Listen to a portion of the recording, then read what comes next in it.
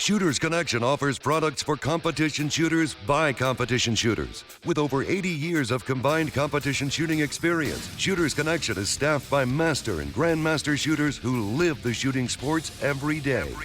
We offer same-day shipping. Shooters Connection also sponsors over 100 of your matches every single year. So when it comes to finding everything you need to compete as a beginner or a seasoned grandmaster, Shooters Connection is the only name you need to know. Online at shootersconnectionstore.com.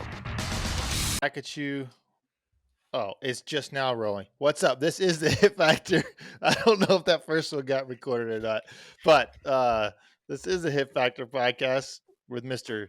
Jeffrey Cawthon. Actually, have I asked, is your name Jeffrey or Jeff? You've seen his license. I haven't seen his looked at his license. It was posted on the internet. Oh, I didn't look at it.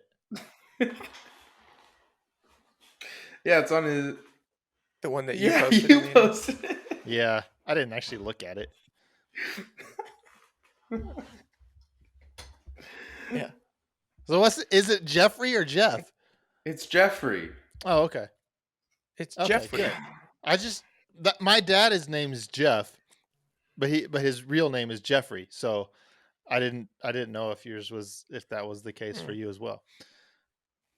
So yeah, we have Jeff, and the other Is it Jeffrey or Jeffrey Reid is his name. Jeffrey. So REY?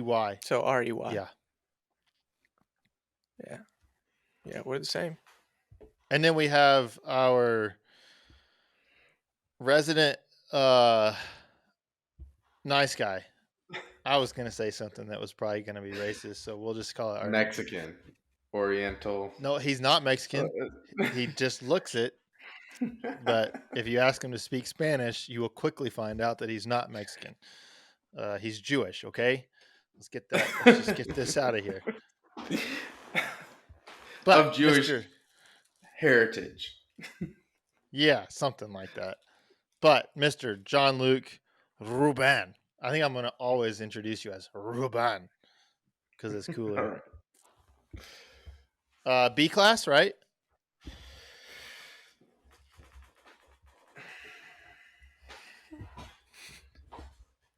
A class. Oh, he's Almost. A class. He's A class. You really need to step that up and work on that. Trust me, I got that this weekend. I got that a lot. Yeah, Jon-Luc just attended the summit, so we're going to talk about the PSTG summit a little bit tonight. Also, like, we did get some feedback that I was too down in the dumps last week on our last podcast, which I wasn't trying to be down in the dumps. Honestly, like, I was morally feel like I was being just realistic of where my shooting was at. But what I do want to say is, like, I am very much looking forward to this season as far as my shooting is concerned, because there's a lot of stuff that I'm figuring out and getting fixed in practice. That, like, I'm happy with the progress I've made so far this year. It's just like it's not match ready, but that's okay. So maybe I sounded really down in the dumps or really down on myself. Like, I'm actually still really looking forward to this year. And working hard on fixing things. So I'm not down in the dumps on myself real bad, if it sounded like that. And I am looking forward to humiliating Jeremy at the next match so that he does that again when we record afterwards. Jeff loves it. That's his favorite. Yeah, and then we'll dig back into it again. I started listening to the podcast and then I just stopped. Because it was such a downer. It was putting me in a bad mood. Oh. I was trying to like get in the best mindset to shoot at the summit, and all I could think about was cheering you up. Giving you a virtual hug from Atlanta. You know, like, some people are just like happy-go-lucky and they're cheery all the time. I don't identify as that person, so like that's okay. It's like the complete opposite of that. Yeah, for the most part. But like I said, I am looking forward to shooting. I got that 9mm that I rebuilt. I actually finally got out and had a practice session with that this last weekend, and I'm very much looking forward to shooting that some more. I shoot 9mm probably better than I do shoot major, so I may use a lot more. I may shoot a lot more I 9. guess the gun ran. Yeah, Did it yeah, run? gun works. Gun works well. Shoots Oh, really good. straight. Yeah, it's a lot of fun to shooting a 9mm single stack gun is just fun. Um, and I'll miss like I will miss major because shooting major is fun too, but shooting a 9mm single stack is just a fun gun to shoot. And so yeah, you can isolate a lot of stuff when you don't have to worry about recoil control so much. Like even if you don't grip a 9mm gun, especially a steel frame, if you don't grip it, it's like okay, that's not quite as good, but it's not really all that punishing. Whereas a major gun, if you don't grip it, like you tend to get punished a lot more. Like things go south a lot quicker. Um, so it's good from a standpoint of at least being able to isolate trigger control stuff. That's kind of a nice way to train that stuff. You can kind of just isolate that, and you're usually the sights are sitting there waiting for me to do something with the trigger. Uh, so that's a good problem to have, that I have to Mm. learn how to work the trigger faster without disturbing the sights. So that's cool. What are you doing to do that? So still a lot of stand and shoot fundamental drills. Just what I've really got to avoid is that like I have a couple drills that I really like that I've talked about them before. They're kind of 4-shot drills. Draw to either a close or far open paper, and then transition to like either some really small pieces of steel or transition to 2 shots on something like a dot drill type target. Um, and so the only thing I Mhm. have to be careful that I just don't get really into a rut where I'm shooting like the same target, the same distance over and over. Like that's where you kind of get to where you can, uh, you just kind of, I don't know, you can develop bad habits by doing the exact same thing over and over and over. Um, so just trying to change that up like this last time. Yeah. So what I think is fine is like to be a really difficult target is one where you take a vertical hardcover, add that, but take out like a third of one of the A's of one side of the A zones, and it's just vertical hardcover, but you're taking out about a third, so about inch and a half out of one side of out of the A zone, and like it looks like it should be a really easy target, but it's in some ways it's more challenging than a zebra because the A zone is a lot smaller. So you're sucked into trying to shoot close to that hardcover. Um, and so, yeah, I find that a pretty challenging target. So that was one I was messing with this last time, sticking it out there and kind of changing the distance on it, which means you got to, if it's at 20, 25 yards, you're going to really have to be careful. It's really easy to throw stuff into the hardcover versus if it's at 10 to 15. You can kind of get a lot more aggressive with it. Mm. Um, and so then mixing that, I was Okay. mixing that this last practice session, I was mixing that in with like a close, like 7-yard open target. And so either drawing to the open target, transitioning to the hardcover, or drawing to the hardcover and transitioning to the open target. Um, so Yeah. Yeah. I like those drills. I think they're really good. So are you do you have any like big picture novel ideas for approaching this season, like training wise? Or is it just like, are you going back to some different routes or same as you've been doing? What's your what's your thoughts? So like my biggest goal as far as match performance is just that I can like, oh, I just said like a couple times there, I think. Sorry to whoever that makes somebody mad, and I don't remember who it is. I'm sorry for saying like. I caught myself. Bob Bob. I'm sorry. Rockefeller. I'm sorry, Bob. But my biggest goal for mass performance is that I can step up to the line and have like confidence in myself, that I can do what I need to do. Yeah. And it's the confidence that I need, that I'm trying to cultivate, is not so much just this, hey, you're really good, you can do this, you're really good. Like, it's not so much that. It's more of like, it's more of trusting. Man, I have said like a lot in the last 5 minutes. I've just noticed that just now. Uh, it's not. Well, the rest of us notice all I the know, time. I know, and I apologize. Spit it out. Spit I'm, it out. It's a self. I'm working on myself here. Okay, I'm sorry. All right. This is a safe space for that. But the confidence that I'm trying to develop is trusting myself, that what I like, trusting myself that I'm trying to figure out the way to say this, that I don't need to rush to be fast, or I don't need to rush to be good, that I can just execute the fundamentals Yeah. normally, and that's good enough. That will be fast enough. I get that. It happens to me a lot in a Yeah. match, that I feel like I have to rush, and so then I don't trust that I have the time to execute the fundamentals properly. Does that make sense? Right. So that's Right. that's really my goal for this season, Well, is get to that point. Yeah. Well, you are too slow. I won Raw Time Champ at the last match, so Well, that was not from being too slow or shooting too slow. That was due to stupid errors. If it comes just to raw shooting speed, I'm pretty sure I'll beat you almost every time.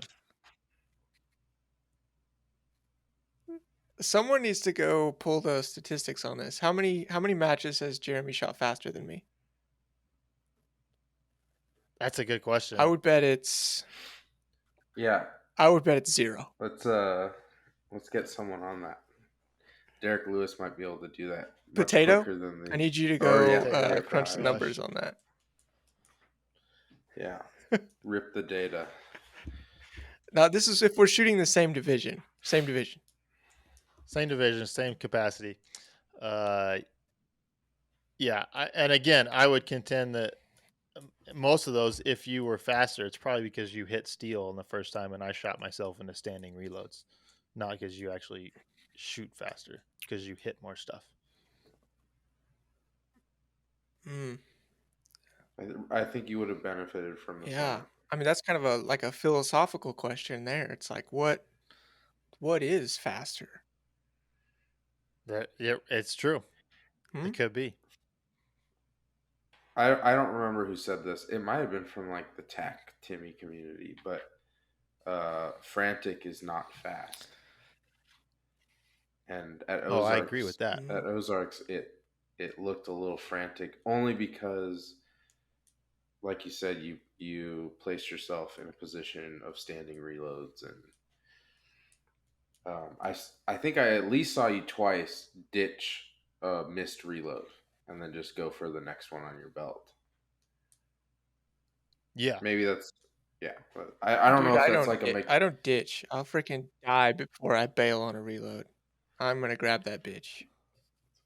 I mean, if you jam it into the mag and it's like going inside, like it's coming in sideways, right? Like, do you pull out, or do you just push harder and hope that we shoot steel guns, bro. Plastic your guns. Your Magwell's aluminum, though. Dude, it doesn't matter. No, the ones what you're talking about, like I grabbed them and hit them too fast, and they fell like whenever I hit them. So like I got enough of a grip to pull them out of the mag pouch, but not enough to actually get an actual hold on them. Again, all that just goes back to rushing.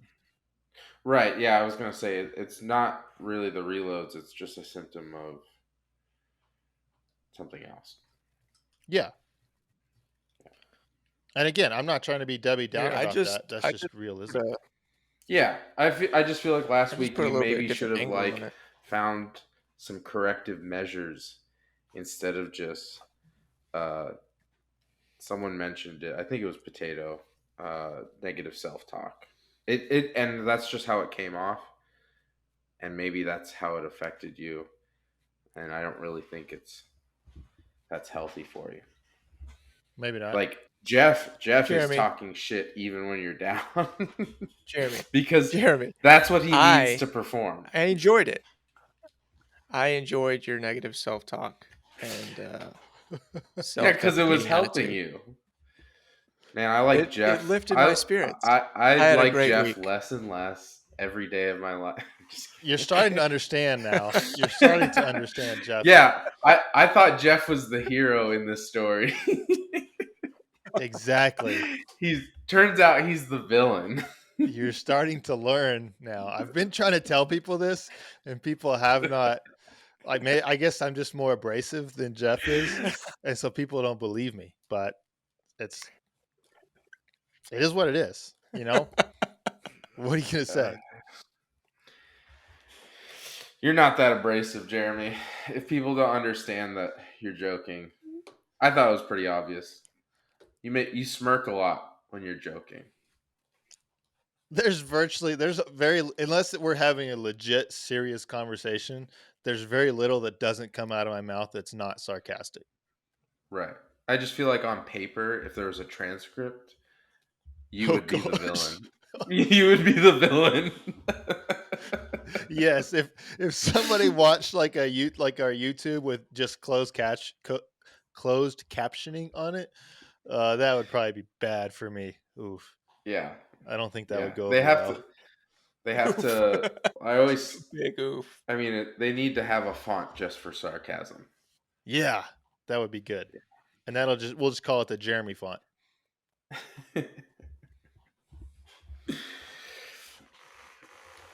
All right. What's next? All right, Summit. How was Summit? What is the Summit? I mean, Ben has talked about what it is, so it doesn't cost much, right? Cost is pretty low. Yeah, it was $300 for the actual attendance, and I want to thank Joel for getting me in. I signed up extremely late, and he still got me in. I was still on the fence because of my ankle. It still hurt this weekend, but I would not have missed it for the world. Knowing what I know now, it was it wasn't like magical. I don't want to like get people the wrong idea, but it was a good tune up. Yeah. And I got some encouragement from some individuals that I think was critical. It was positive talk as opposed to negative, and Hey, it not was everybody's a realistic with lot themselves. a, That's all right. a lot more affirmation. No, but it's pretty inexpensive. Obviously, you have to be a PSTG member, and I'm shameless about this. I had a membership at PSTG. I didn't feel like it was benefiting me, but I re-upped my membership just for the summit, and I don't see a reason to leave. It was a good enough value that I feel like it would be good to support what they have going on. Yeah, like this isn't a big money grab for the instructors or anything like that. $300. How many students were there? I want to say between 50 and 60. Yeah, so It was like 57 or something like that. not a huge number of people, and people understand like those aren't all on like the same range all at the same like bay all at the same time. It's not like you have instructor blocks, right, where there's like 3 different bays going on or 4 different bays going on, and Four. there's 4 bays and there's a couple instructors for each bay, right? Right. And then you just sign up for whichever instructor you want to go attend for that. Is it an So hour this time block? it was there's a schedule. So I don't know about last time. Maybe it was a sign up thing, but you hit everything all in one day. Oh, okay. So it was 90-minute blocks. We did get rained out one day for a couple hours, but we made the most of it. I mean, we still trained the rest of the day, and then Yeah. at the end, there's some free time. You don't. I mean, you're all grown ups, right? Like, if you don't want to attend a block, you can, in theory, just go off into a bay and start practicing. And I did that once on a block that was about concealed carry, which, nothing against Fabio, fantastic instructor, super knowledgeable, bases everything off of data rather than feelings. And but what occurred in that block that I missed far outweighs. Sorry, Fabio, if you're listening to this. It far outweighs what I would have learned in the concealed carry block. Yeah. I actually, I got some sauce. All right, there's some good sauce that I learned just in a bay, and actually, I have Scott Brown to thank for that. It was indirectly, but he unlocked something in one of my friends, Shane Atwell, and he passed it on to me. And Did he yeah, teach you how to bump fire your gun? Fortunately, their guns ran quite well. That's good. And What is the sauce? You can't like come on here and be like, "Oh, I got I'm this not, secret sauce." And, man. like, It's not my sauce to give. You know. what's your sauce now if you know it? What? No, it's Scott's sauce. Dude, you sound like Jason Bradley. Yes. He would do this back in the day. He would Well, like, oh well. if I had to sound like this anyone, instructor Jason told me Bradley something, also. and I learned something, and so now I can't tell anybody about it because it made me a better shooter, and it's their thing. This was some sauce, and I don't want to say it over the air because it's untested, right? That's what this is for. I know, but I'm going to the range tomorrow. We tested it. You know, I threw like 4 or 5 mags in the gun, tested the sauce, and it was the sweetest sauce I'd ever had. So, I hope everybody writes in. This Jon-Luc I hope Ruben they is do. a loser. I'm trying to build up some hype for you guys. So Mm-hmm. maybe I'll reveal it one day. Maybe you'll have Scott on, and he'll probably be like, I don't remember what I said. That's probably true. I'm just saying my technique was improved leaps and bounds in a matter of minutes just because of something I was doing wrong. So was this grip sauce or visual sauce or mental sauce? it was a little combination of all three, I'd say. But I'm not going any further. All right. If it makes me like Jason Bradley, so- I'm totally fine with that. Because Jason was one of the best instructors at the summit, and I don't think he knows that. And I want to say it to the world. He had one of the more simple blocks. It was about practical accuracy, basically, group shooting, doubles, and yeah, it was good. I know that this gun is capable of more than most people, such as Jeremy. No, don't even start with that shit. We won't dive too deep into it, but Jason deserves a lot of credit for having such a simple concept. It affected my shooting quite a bit.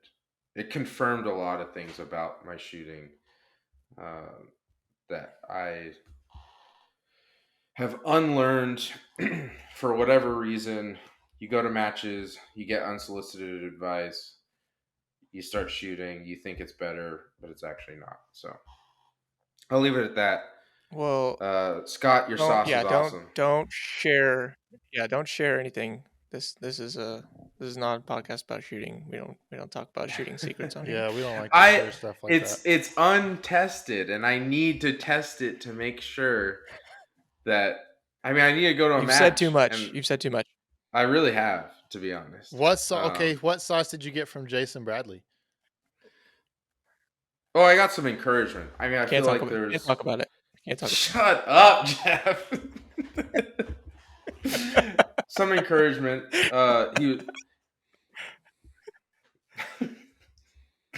I've been pretty hard on myself. I learned that Tulsa is kind of a bubble as far as skill. A lot of like relatively high performers,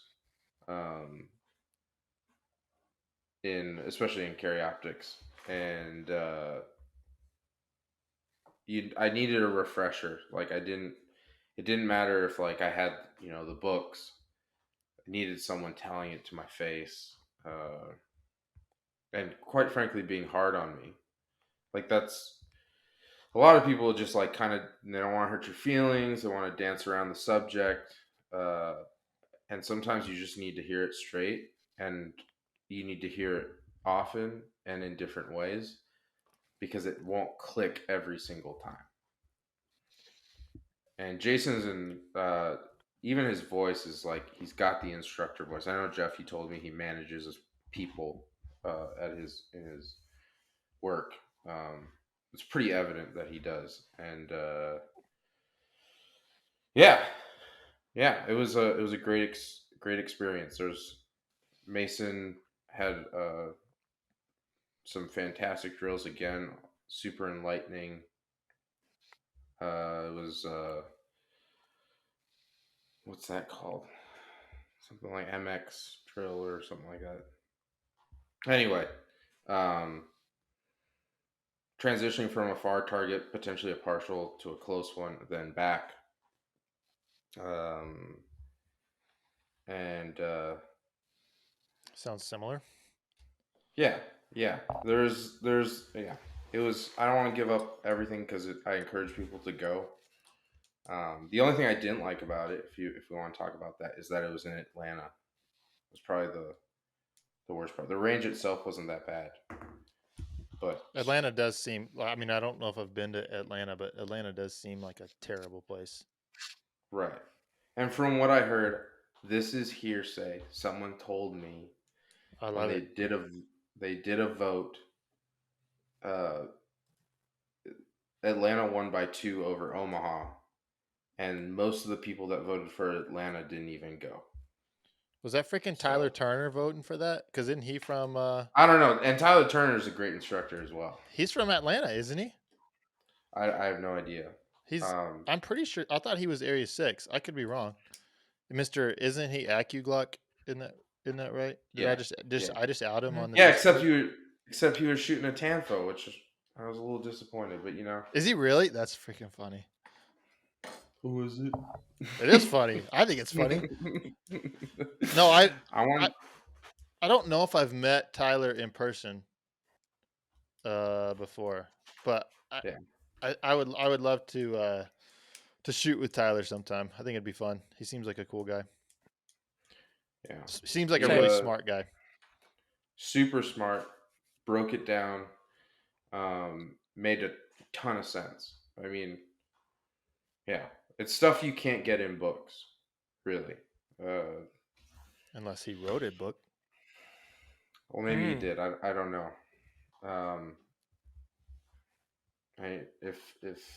If he had a book, I'd probably buy it. So, but as far as the process of building your stage plan, why you do certain things,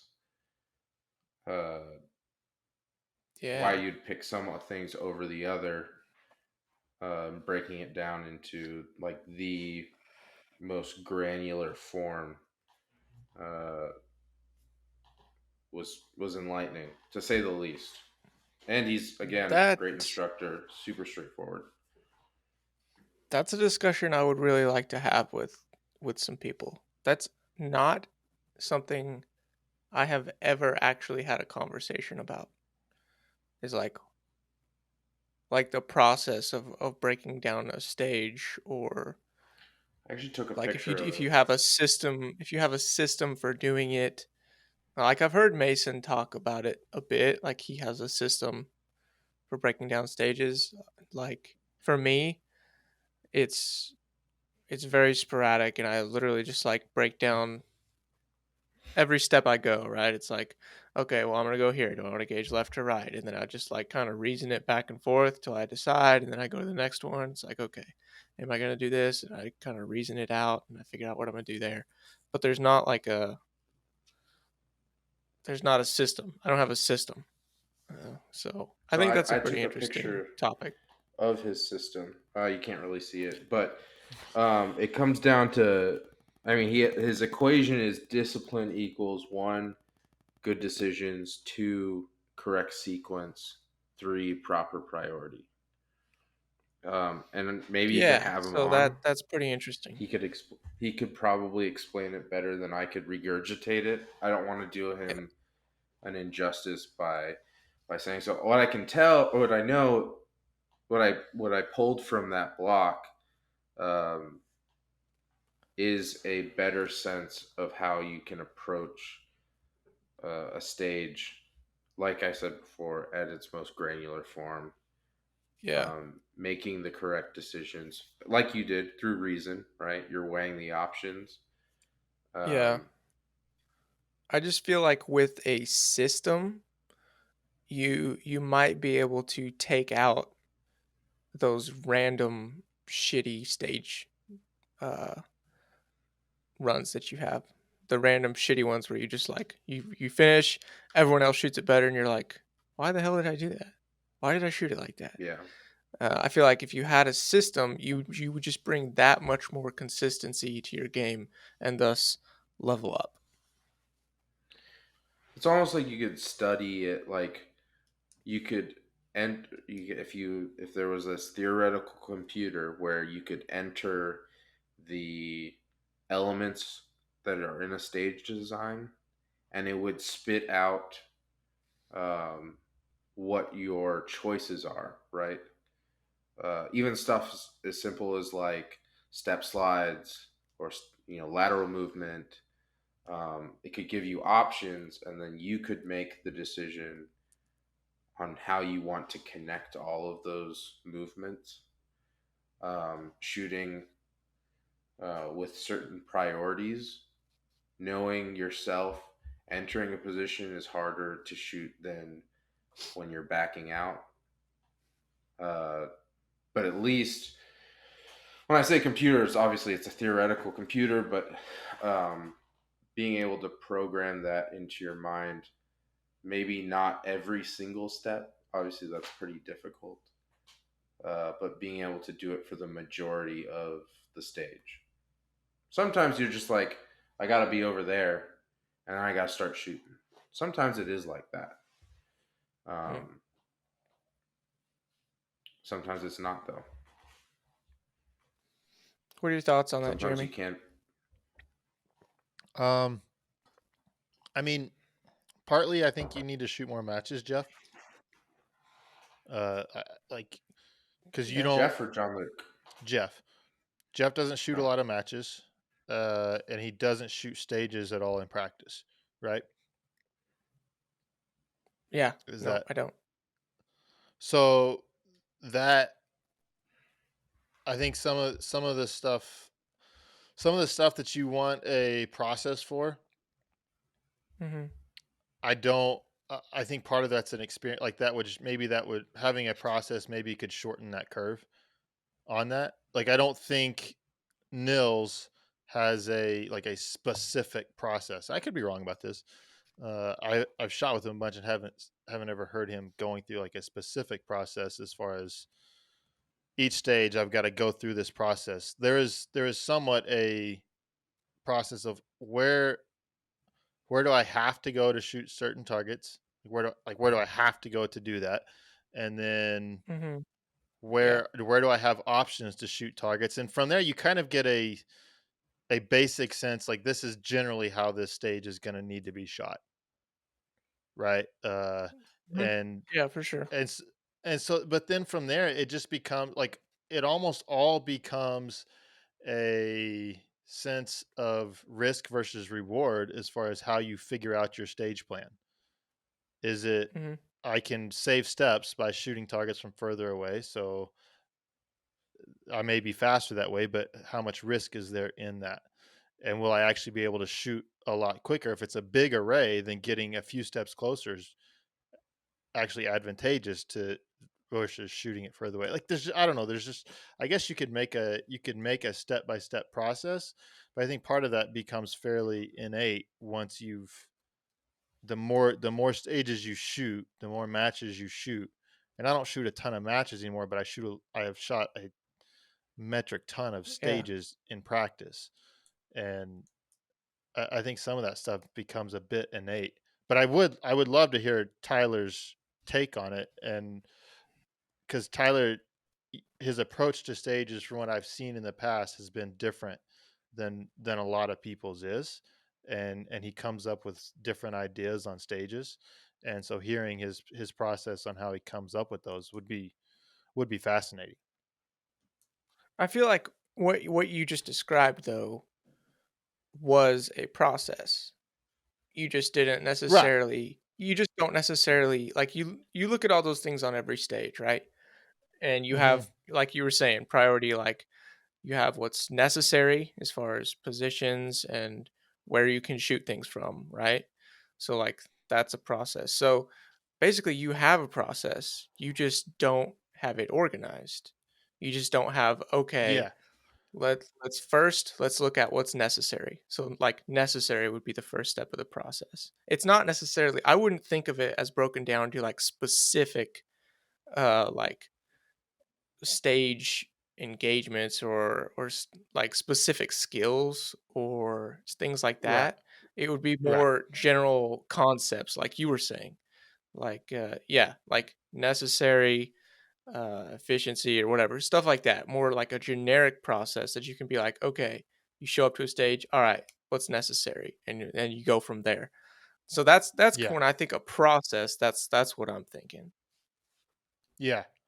It would be cool if I don't know. This would be really tough to get this data. It would be really cool if you could have a like a spreadsheet of risk reward for like in on the PGA tour, like they know the stats for a normal professional as far as putting stats. If they're 3 feet away, they're making Yeah. 99.9% of those. But then the stats, Yeah. like once you get to 8 feet to 12 feet, like they know exactly what those stats are, and they can make decisions based on that. It would be really kind of interesting as far as if you could put in the level of difficulty of a target versus a distance and however wherever you want to put it. If you have a and it gets really hard because we're all if you're on a lean or not, if it's your first one coming in, a last one coming out, that changes all those variables. But if you could have a like an actual percentage that told you like you would be better off in this match moving closer on these targets because your chance of having a miss or a penalty is Yeah. greatly increased by shooting it at this distance. That would be really interesting stats to have, I would. and it'd be very difficult to put those stats together, It would but just it'd be really be cool. massively time consuming. I think you could do it. Correct. Like if Yes. you had like even with just matchbooks, I think you could get close. If you had like your scores and then you had the matchbook and you wanted to go through and put values on everything, I think you could do Yeah. it, but massive undertaking as far as time. Yeah. So within we're stuck with we basically just use our sense of I use my sense of I feel more confident shooting this at this distance than this distance. Or yeah, I don't want to run 5 extra yards, so I'm okay. I can post up and take an extra 2/10 and make sure I really prep the trigger really well for 2 shots on this target. Uh, Yeah. you're kind of doing the same thing, but you don't have the stats and the math behind you to back it up necessarily. Yeah. Hmm. I feel like you'd have to be even more specific because you guys are shooting single stack? Like, I know like you can look at elements of a stage and kind of have generalizations, but when it comes down to it, like your margin of error is a lot lower than someone shoots carry optics, who shoots open, shoots limited. It can be. I mean, you run into it a lot shooting at least limited, because it's not abnormal that you're shooting 18, 19 rounds out of one mag. You need to plan to shoot 18 or 19 because there's nowhere that makes sense to reload before that, really. And so you're sometimes in limited, the stress level is even higher because a lot of times single stack, your stress is on one mag. I have to perform this mag really well. And oftentimes I find myself in limit. It's like I have to perform these 18 rounds really well or 19 rounds really well. And it's 2/3 of a stage that you have to, there's no room for really error um, with that. So I do see that in limited too, but you are correct as far as stage breakdown is concerned. Having very limited capacity greatly affects what I'm willing to do and not do. Ozarks had that. I think it was stage one where we kind of you had the option to shoot the swinger, kind of from far away, or you could move up close. It was kind of you moved in an Yeah. L-shaped pattern through the stage, and yeah, if I had had high cap, I very well may have shot it from further away, but it would have been a deal shooting single stack. I think that was a 7 or 8 round array with an activator and a swinger. Yeah, I'm not going to take the risk on shooting it from further away. So that very much plays into it. Do you mind Yeah. if we change gears for a sec? I have a question. Let's hear it. How do you guys fight the inner speed demon uh, when you Mm. do have, like Mason talks about layers, right? So you have a 2-3 layer target, right? There's different elements involved. How do you guys fight the urge to shoot when you see that fiber where you want to hit, generally close? You're staring at the spot, but maybe you're not in an optimal position to shoot, um,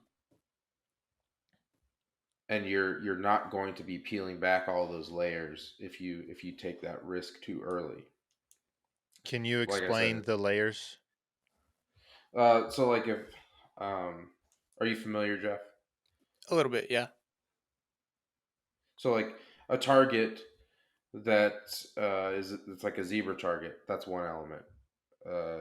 Now we have a zebra at 15 yards. That would arguably be 2 layers, right?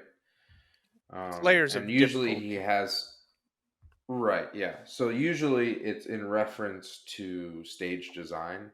So you don't want to have triple layered targets everywhere, right? Okay. You want to have a mixture. Um, It's like a lean but would add a layer to it, right. stuff like that. Okay. So so oftentimes you find yourself in a position where you're like, maybe you're like 70% sure you could hit that shot. It's a double layered target. In addition to that, say it's a 15-yard zebra and you're coming in to a port, right? Hmm. Well, it's easy to just clack off 2, right? Because you see the fiber, you're staring at a spot. But it's probably advantageous to take the 2/10 to stop and start rolling out, because it's easier to shoot going out of a position than it is to shoot going into a position, right? You're taking shorter, generally speaking, you're taking shorter strides, especially going backwards. You take shorter strides than going in. So you're stomping your feet more going into a port. So, I mean, I'm obsessing over the layer part, but ultimately the question is, what mindset do you have that allows you to shut the inner speed demon up? Jeff? I mean, I guess it'd just be like patience is just the word that comes to mind. Um, and this was something that actually old uh, Jason Bradley used to talk about a lot. Was the how rushing was just like, I don't know if he said it was one of the stupidest things, but he would just emphasize that just a little bit more patience isn't any slower, and the results are a lot better. So I mean, I just kind of shoot with that in mind, honestly. It's like, yeah, I could roll in and I could pop two off on this target, but just a little bit more patience, and I can pretty much guarantee those hits. Um, so I mean, that's just kind of how I shoot, and I shoot better going into positions than out. Do you? Yeah, I almost always will choose to shoot coming in rather than going out. Interesting. I generally prefer to shoot going in than coming out too. Interesting. To answer your question, and I'm, as per our previous conversation, this is not a strength of mine. But when I've done it the best, it for the most part in USPSA shooting, this isn't an issue like for an entire stage. This is usually you go to a USPSA stage, and this is an issue for a couple targets on a stage. Usually, if that, because Right. we're usually not dealing with the shooting. The speed is more challenging than shooting for the most part in USPSA matches. Is can you do it fast enough? It's not can you do it accurately enough. And so when I do it the best, it's I identify those targets like during the stage walkthrough, whenever, and I mentally like there's a mental note. Everything else you're trying to shoot just naturally, like without anything, not without a whole lot of thought if you can. But on those targets, I will pick those out and say these targets I don't care the time. I cares nothing about how long it takes me to shoot these targets. I just have to hit them, and I have to have a really clean Yeah, sight picture because yeah, for sure. targets like that, the penalty is so severe. Like what helps me is if you'll do the math. Let's say it's if it's a 5 hit factor and stage, which would be low for USPSA, it's a 5 hit factor stage, and you have an alpha mic no shoot, then you just dropped 5 seconds. You could have taken 5 seconds and had the same hit factor if you had taken 5 seconds on that. So like doing that kind of math, now we're generally more at like a 10 hit factor, but even at a 10 hit factor, if you have an alpha mic no shoot, that's worth 2.5 seconds. So if Yeah, I'm doing the math on a high risk target like that, then I'm sitting there thinking, okay, even if I take 60 splits on this, which would be slow splits for almost, I mean, it wouldn't matter how far a distance that was. That would be a pretty slow split. But if I take 60, even 70 splits on this, that is so far leaps and bounds ahead of my competitor who shot a 40 split and they shot a mic no shoot and they're 2.5 seconds down on it. So sometimes doing the math helps on that for me. Is doing that math ahead of time. You have an idea of what the hit factor is going to be. You look at a high risk target and realize that penalty is very penalizing if I don't execute the shots there. yeah, that's a great way of putting it. Does that answer the question at all? Yeah. Yeah, it does. I gotta learn quick maths. I mean, Because that's so the whole actually sport. Jason, right? So Jason brought that up, and uh, he started rattling off some like quick calculations as far as like you said, risk reward. How much is it? What is the penalty going to cost versus taking your time? I routinely will triple a target rather than take the time, mainly because I know I have the ammo to do it, and my Yeah. reloads are fast enough that it pretty much is a non-issue. Like you can find a place to reload. If single stack guys can do it, I mean, CO guys can certainly do it. So that's something that I've struggled with. Hence why I asked you guys. And it's something that he brought up. And it was kind of a trend throughout the entire summit. But yeah, working on that patience, because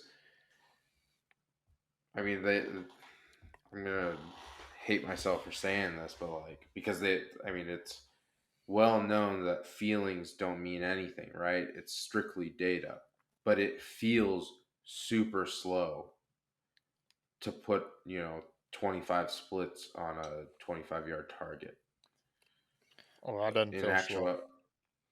To me, it feels slow. It's not slow, right? It's not slow at all, but it feels too slow. And when you start having that inner dialogue, which is what I refer to as the speed demon, it's basically telling you you're taking too long, pull the trigger, or throw two at it and keep moving. In actuality, like I said before, it's not that slow.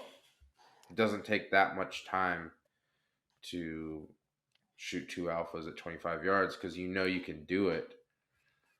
Trigger control at speed. Like it takes less than 2/10 to pull the trigger. I think At a you would 25-yard target.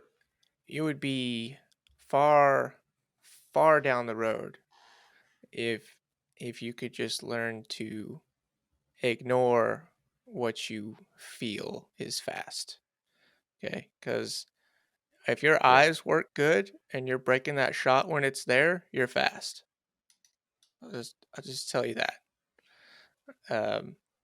It's because I feel slow as a slug all the time. I have no idea that I'm shooting fast until I watch a video later. Usually, like I've shot stages where I'm like, "Damn, that was slow," and I watch a video and I was like, "I was the same as everybody else. I guess it wasn't that slow." Yeah. What you feel means nothing as far as like speed go. Your perception of speed is way off during a heightened when your senses are heightened when you're running a stage. It's way off. Right. Yeah, I conceptually I totally understand that. Unfortunately, it's like it's a problem of mine. Obviously, to base things on feelings, primarily because it's something almost out of my control. Right, data is out of my control. My feelings, I feel like I can keep in check, or at least I'm sorry, not in check, but at least trust my gut feeling, because that's something you do, right? In day-to-day life. But you're right, the data is there that despite you feeling slow, there's speed there simply because you're taking enough time to pull difficult shots that have multiple layers on them. You feel like you're a slug, and that should be the feeling. Yeah, you Right? want it There's to. no doubt in my mind You that want it it is. to feel slow because it's easy to shoot slow. Right. It doesn't feel like winning when you're shooting slow. I'm not defending myself at all. I'm just saying like the feelings for a lot of people, not at the GM level, is that slow does not equal speed. Like I said earlier, being frantic feels faster, and then sometimes you hook up on it. Yeah. Sometimes. That's how you lose matches. But you don't want to leave it to chance, right? You want to leave it to data. And denying yourself the action on feelings is something that, I mean, everyone struggles with on a day-to-day basis, right? Not Jeff because he's a robot. Yeah, totally. So I think what can maybe quantify a little bit what you're saying, what Jason is saying, what I've experienced a lot as far as trying to go fast is not usually any faster than actually taking the time to aim and shoot the center target on every target. Generally, you're not any faster. I think part of why that is the case is because whenever you start aiming, your focus changes. Your focus changes to however you're aiming. If you're looking at the sight, if you're looking at the target, if you're looking at, like, you're aiming harder and your mind is more on that, and so you're seeing more visually, and it feels slower because your visual, like, you see things so much faster visually than what you can actually manipulate your hands or anything like that. And so it feels slow because your mind is processing a whole lot more visually than if you're just rushing. Your mind is focused on rushing. It's focused on going fast, and you're seeing way, way, way, way less. So then it feels like you're going fast because your mind is not processing near as much visually as it does when you're focused on what you need to see visually. Does that make sense at all? It makes complete sense. And So I apologize if it comes off as kind of elementary, but I saw in 90 like 98% of the people at the summit struggled with this. Oh, just shit on everybody at the summit. I mean, we're there to learn, right? I included myself in that. I'm not gonna say. For those that I met at the summit, you guys are great. You're the best shooters in the world. You're all gonna be GMs next week. No, and I not making fun of you guys, but the plebs of USPSA, this is a problem. Well, dealing hold with on, it, right? Like Jeremy doesn't know what that word I mean, is. we just spent the whole first half of this podcast me basically describing the exact same thing. So becoming a GM doesn't mean that it's going to go away, but it's this constant. Right. It's this constant that will be a constant battle for anybody in this sport. I think there are some people who manage that way better. Like, I think for Jeff, that's not, when it comes time for match day, that's not as much of an issue for Jeff as it is for me. Yeah. Like like when he comes to match day, like, he processes that stress way differently than I do. But like what I did do really well at Ozarks were the 3 plate racks, because plate racks have murdered me in the past, because I have gone to those and I have just I know I only have 8 rounds in a gun, and I go up to a plate rack and just start spraying rounds, and I cannot stop myself. And for whatever reason, the last couple of years, I've been able to understand that, hey, this is a plate rack, and I'm just going to shoot visually, and I'm going to make sure that I'm going to prep the trigger in between each plate. And lo and behold, you can wreck a plate rack that way. Like, you can go up and smash it, and it's not an issue. And that's pretty well what happened for me at Ozarks. I feel really uncomfortable trying to, like, say something positive about myself with my shooting. Maybe that's it's great. No, it's like, it's fantastic. I feel really uncomfortable having even made that statement just now. It's really boring. But I'm proud of you. You are validated. You are important. Oh my God. You're a child of God. Oh man. Oh, because of how I shoot the plate rack. But that, Hey, you remember when you that downloaded like that the is mag? something that Remember is that? yes, thank you. Thank you for that. For that. Hey, don't Remember it's just there. let him have this. Let him have this, Jeff. Sheesh. No, he's gonna try to keep me down, and that's good. I need I to thought we say were friends. Friends no, don't keep each other down. no, he needs to keep me humble. I was getting arrogant there. He needs to keep me humble. I don't think you were being humble. It was 3 plate racks.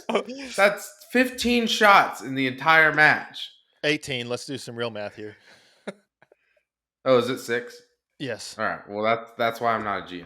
But there may be some truth to that.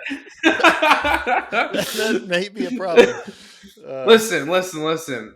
I hit it at the GSSF match, and that's all that I care about. There you go. Uh, But yes, I think when it comes to match day, as a friend of mine, Rob Latham, says, aim harder. Like when it comes to match day, aim harder. The best stages I've ever shot, and I can remember specific stages from different seasons. There are still stages that stick out. Those stages were ones that I just shot visually. Obviously, I did the other stuff correct too. You have to grip the gun, you have to pull the trigger right, you have to do all that stuff too. But I shot those visually, and I have remembrance of stages that I crushed doing that, and there was no trying to be fast on those. Yeah. Well, I'm excited to shoot my next match because I feel like I can employ that. Even The just sauce. talking The out with sauce. you. Not just the sauce. Oh, this wasn't the sauce sauce. Not Okay. the sauce. This is not the sauce. The sauce is. Oh. Have Scott Brown on, and then he can talk Yeah, we about the need to. sauce. Apparently, it's secret sauce. I don't know if he'll tell us about it. It's not secret sauce because he just straight up told Shane what he was doing in that bay. All right, Scott, if you'll tell us the secret sauce, you can come on the podcast. We'll see if he's listening. You're gonna be like, that's dumb, but it changed the way it changed a lot. All right, I'm just gonna say that. And in fact, a lot of instructors at the summit potentially could have missed it. I mean, they understand the concept, and they probably assume it. But like I said, sometimes you need to hear it like 16 different ways, and on the 16th, that's when you like, oh shoot, like that totally makes sense. Okay.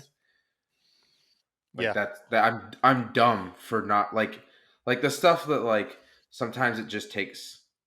You just need to give.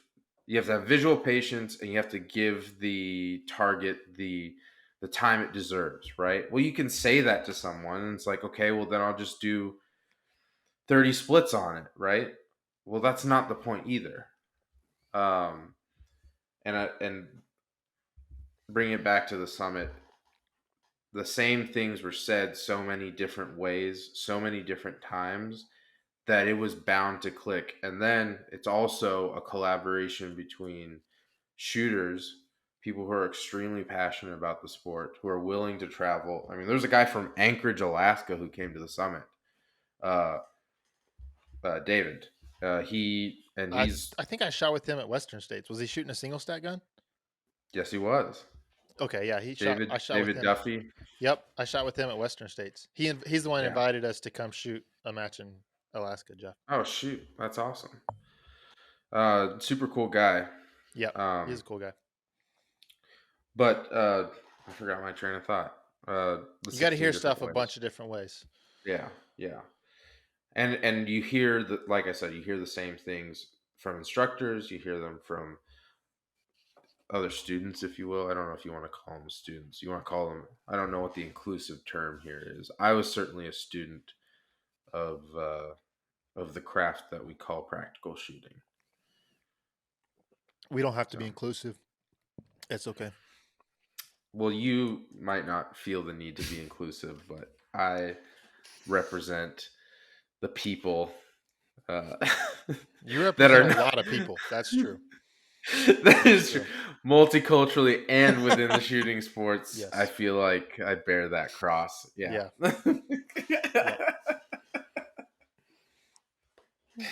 You guys Solid. in your ivory tower way up there with the GM cards. Yeah, us elitist. We're way up there. All right. Hey, we gotta give. All right, Jeff, you got words of positive encouragement Yeah, I do. They're about Shooters Connection. for Shooters Yeah. Connection. So, Shooters Connection sponsoring today's episode of the Hit Factor podcast. Thank you, Shooters Connection. Shooters Connection is sponsoring lots of matches all around the country, possibly internationally. I don't really know, but they do sponsor a lot in the country. Shooters Connection, run by competitive shooters. They're doing same day shipping, and you can get anything you need, as far as I know. I mean, you might need something weird, but you can get most of what you need. Like a single stack in 40. Yeah, I don't think they have any of those. I just looked. So yeah, Shooters Connection. Please use our link in the description to let Shooters Connection know that their support of the podcast is doing well. Thank you, Shooters Connection, for supporting the sport, supporting the podcast. We very much appreciate it. Also, we have shout out from our Patreon. Jay Headland Shooting says, shout out to Ryan Barnes with Blue Lube for making some awesome products. Definitely check him out on the gram.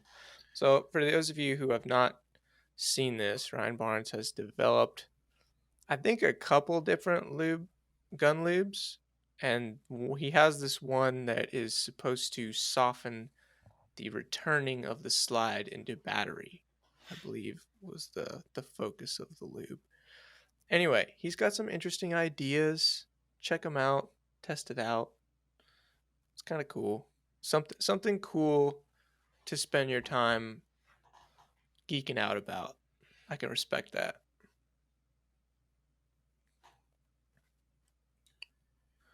Yeah. Guys, blue underscore gun underscore lube on Instagram. There you go. Just took it a step further. If we're gonna finish the shout and that shout out plug was his handle. from Jay Headland Shooting. He got his money I worth did. out of that shout out. All right. Or Ryan Barnes got Jay Headland's money's worth out of that shout out.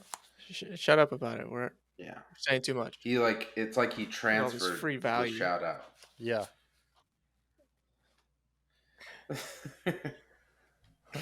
Positivity? No, I don't really have any. I'm gonna start shooting probably this week. That's exciting. That's about it. I'm running a match at my place in a couple weeks, so that'll be cool. Nice. Just like a 5-stage match. All up by yourself? So that'll be good. Trying to hopefully get a few more. Yeah, I don't know who else is going to be there. I know Brett Thomas is going to help me set up stages. Yeah. So if nobody shows up, Brett and I will have stages set up that we can practice, and that'll be cool. And if not, if other people show up, that'll be great. Either way, doesn't matter to me.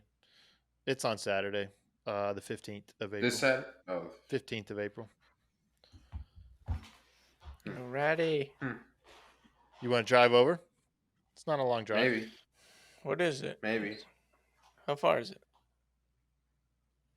From Tulsa, it's like 6 hours. From Ada? I'm trying to taste the sauce. So Ada's like 4 hours.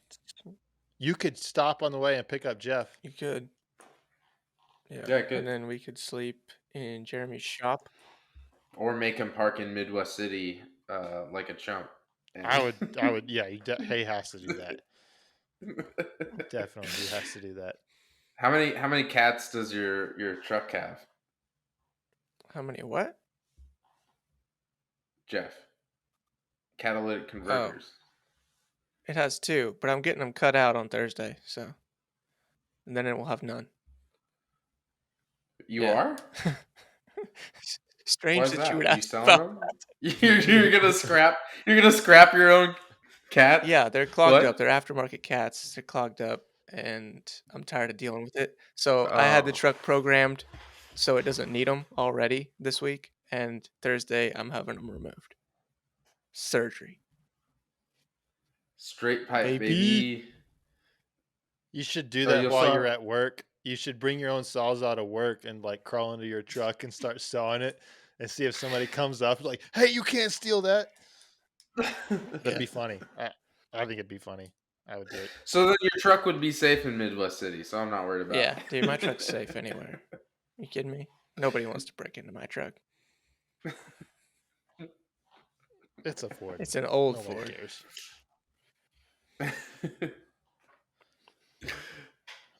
All right. Thanks Maybe everybody for listening. Jon-Luc, thanks for coming on again this week and talking about the summit. Glad to have somebody that was there, that at least we can hear rumors about this sauce. Maybe some point we'll hear about the actual sauce, but maybe next time we'll try to Never. get somebody who will share secrets next time. We'll see. We'll do our best. Maybe Scott.